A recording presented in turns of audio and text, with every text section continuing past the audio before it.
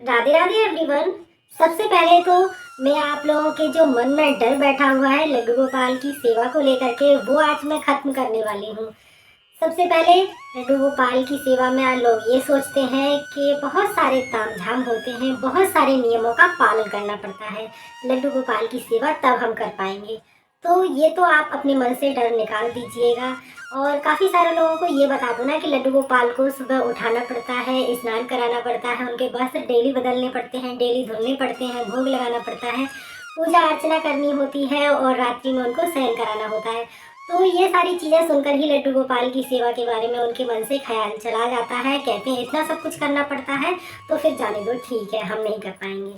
तो ऐसा कुछ भी नहीं है। आज बहुत ही सिंपल और बहुत ही साधारण से शब्दों में आज मैं आप लोगों को बताने वाली हूँ कि लड्डू गोपाल की सेवा के ना तो कोई नियम होते हैं और ना ही ऐसी कोई किताब है जिसमें लड्डू गोपाल की सेवा के नियम लिखे हुए हैं कि आपको इसी प्रकार से लड्डू गोपाल को उठाना है या सुलाना है लड्डू गोपाल को इसी प्रकार से, या लड्डू गोपाल की आपको इत्र से ही मालिश करनी है, या लड्डू गोपाल की आप किसी और चीज़ से मालिश नहीं कर सकते हैं, घी से मालिश नहीं कर सकते हैं, या लड्डू गोपाल को आप पैर दबाकर ही सुलाइएगा।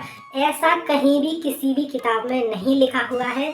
तो किस प्रकार हमें लड्डू गोपाल की सेवा करनी है, आज आपके लिए बहुत ही सरल तरीके से लड्डू गोपाल की सेवा के नियम के बारे में बताने वाली हूँ। सबसे पहले तो मैं आप लोगों से यही कहूँगी कि लड्डू गोपाल की सेवा के कोई नियम नहीं होते हैं। बस जो भी सेवा होती है वो भाव की सेवा होती है, बस और कुछ नहीं। बस इतना जान लीजिए, अगर आपके अंदर जो भी भाव प्रकट हो रहे हैं वो स्वयं लड्डू गोपाल यानी ठाकुर जी ने प्रकट किए हैं और आप उसी भाव से उनकी सेवा करते आ रहे हैं। तो चलिए वीडियो शुरू करते हैं देरी ना करते हुए। फ्रेंड्स, लड्डू गोपाल की सेवा तो सभी करना चाहते हैं।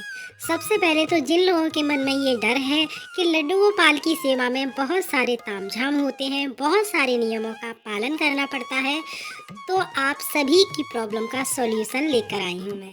आज की वीडियो में मैं आपको बताऊंगी कि लड्डू गोपाल की सेवा के कोई नियम नहीं होते हैं। अपने प्रभु की सेवा के यानी ठाकुर जी की सेवा के कोई नियम नहीं होते हैं। कुछ लोगों तो इसलिए अपने घर में लड्डू गोपाल को नहीं लेकर आते हैं कि लड्डू गोपाल को सुबह उठाना पड़ता है, स्नान करना पड़ता है और पूजा अर्चना करनी होती है, 4 पहर का भोग लगाना होता है, रात्रि में सुलाना भी होता है। तो जो थोड़ी बहुत सेवा करने की सोच भी रहे हैं तो उनके मन में जो ख्याल आता है लड्डू गोपाल की सेवा करने का वो वापस से ही फिर से चला जाता है उल्टे पाँव। तो लोगों को लगता है कि इतना सब कुछ करना पड़ेगा, हमसे तो नहीं हो पाएगा, फिर रहने दीजिए। और सच बताऊं तो हम लोगों के ही बनाए हुए ये सारे नियम हैं, वरना अपने प्रभु से प्रेम करने के लिए आपको शर्तों पर प्रेम करने की आवश्यकता नहीं है। किसी के भी नियम के पालन करने की आपको कोई भी आवश्यकता नहीं है। भक्त तो अपने प्रभु को हर समय और किसी भी अवस्था में वो प्रेम कर सकता है। जिस प्रकार माँ एक बच्चे को, मैले कुचैले बच्चा होता है, उसको साफ करती है, पिता को सौंपती है, माँ प्रेम करती है, पिता भी प्रेम करता है। बच्चा चाहे कैसी भी अवस्था में है, माँ उसको प्रेम करती है। तो उसी प्रकार ठीक हम सभी प्रभु के बच्चे हैं, संतान हैं। हम चाहे कितने भी मैले कुचैले हों, प्रभु हमें प्रेम करना नहीं छोड़ते हैं। तो किस अवस्था में प्रभु हमें प्रेम करेंगे उसके बारे में आपको बता देती हूँ। काफ़ी सारे लोगों के मन में तो इतना डर बैठा हुआ है, मेरे पास इस तरह के कमेंट आते हैं, क्या लड्डू गोपाल की हम इत्र से ही मालिश करें, घी से नहीं मालिश कर सकते हैं? क्या लड्डू गोपाल को हम घंटी बजाकर ही उठाएंगे, ताली बजाकर नहीं उठा सकते हैं? या ताली बजाकर ही लड्डू गोपाल को उठाया जाता है, क्या उनको साधारण तरीके से हम लड्डू गोपाल को नहीं उठा सकते हैं? एक माँ जब अपने बच्चे को प्रेम करती है वो किसी भी भाव से उसको उठा सकती है, डांट कर भी उसको उठा सकती है और प्रेम से भी उसको उठा सकती है। और जिन बातों का कोई मतलब नहीं है वो बातें करने का कोई फ़ायदा नहीं।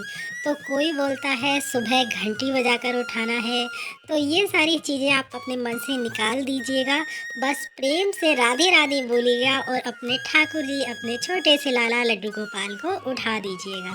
काफ़ी बार भक्त के साथ ऐसा होता है, जल्दी में होते हैं और ताली या घंटी बजाना भूल जाते हैं, तो वो सोचते हैं, मेरे पास काफ़ी कमेंट भी आ जाते हैं, हम इस प्रकार उठाना भूल गए तो क्या हमें पाप लगेगा? अरे कोई पाप नहीं लगेगा। आप प्रभु का नाम ले रहे हो, सेवा कर रहे हो, तो प्रभु अपने बच्चे को कैसे दंड दे सकते हैं? तो ये कहीं भी लिखा हुआ नहीं है, कोई भी नियम नहीं है। कि जो नियम बन गया है आपको इसी प्रकार सेवा करनी है, इसी प्रकार आपको ठाकुर जी को उठाना है। लड्डू गोपाल सिर्फ ताली बजाकर ही उठाएंगे ऐसा कुछ नहीं है। आपके भाव हैं, आप भाव से उनको, प्रेम से उनको जगाइएगा। आपके लाला गहरी नींद में भी होंगे तब भी आपकी आवाज़ सुनकर वो उठ जाएंगे। जो भी लोग आपको बता रहे हैं वो अपने अनुभव पर और अपने भाव के द्वारा आपको बता रहे हैं, और ये कहीं भी नहीं लिखा हुआ है कि आप दूसरों के भाव अपने ऊपर थोपें, और यही हमें भी करना है, ऐसा कहीं भी नहीं लिखा हुआ है। आप अपनी तरफ से उन्हें प्रेम कर सकते हैं, रिझा सकते हैं, और सुबह लड्डू गोपाल को उठाकर दूध का भोग लगाया जाए ये ज़रूरी नहीं है। मेरा मन है लड्डू गोपाल को आज सुबह सुबह गरम गरम हलवा खिलाने का, तो मैं हलवा खिलाऊंगी।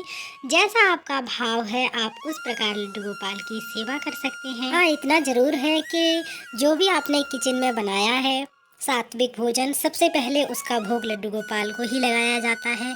लहसुन प्याज का बिल्कुल भी प्रयोग नहीं किया जाता है। लड्डू गोपाल को सात्विक भोजन का ही भोग लगाया जाता है। आप लोगों के दिमाग में जो कन्फ्यूज़न भरा हुआ है मैं आज आपको सारे भ्रम से निकाल दूंगी, सारे भ्रम आपके आज मैं दूर कर दूंगी। आप लोग ठाकुर जी की सेवा करने से डरिए मत। ठाकुर जी को अपने घर लाओ, अपने भाव अनुसार उनकी सेवा करो, उनसे प्रेम करो, उनसे बातें करो। ऐसा नहीं है कि भगवान बस हमसे नाराज़ ही होते रहेंगे, हमसे कोई पाप ना हो, ऐसा तो हो ही नहीं सकता। इस डर से सेवा नहीं करेंगे तो ऐसा तो ठीक नहीं है। जो लोग लड्डू गोपाल की सेवा करने से डरते हैं, और अगर आपको डरना ही है तो पहले झूठ बोलने से डरिएगा, किसी को धोखा देने से डरिएगा, कोई भी गलत कार्य करने से डरिएगा। तो इन सभी कार्यों से पहले डरना चाहिए।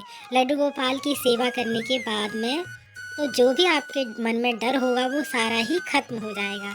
सबसे पहली बात, अगर हम गंदे आचरण वाले भी हैं या हम गंदे हैं, तो जब हम प्रभु के निकट आते हैं, जैसे लोहा जब पारस मणि से टकराता है, चाहे वो जानकर टकराए या अनजाने में टकराए, वो लोहा जो है वो सोना ही बन जाएगा।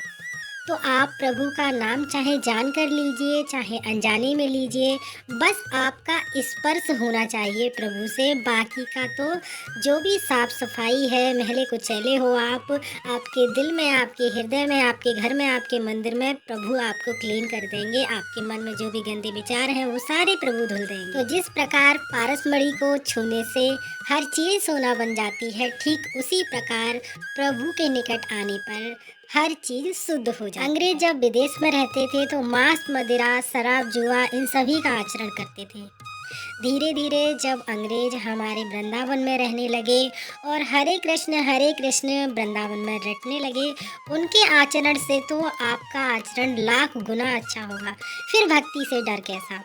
और अगर उन अंग्रेज़ों को ये सब पहले नियम बता दिए जाते कि ऐसा नहीं आपको ऐसे करना है, तो शायद वो भी नहीं कर पाते। उन्होंने किसी भी नियम का पालन ना करके सिर्फ हरे कृष्ण करना, रटना शुरू किया। अंग्रेज लोगों को अगर हमने अपने नियम ये सारे बताए होते तो क्या वो ये सब कुछ कर पाते?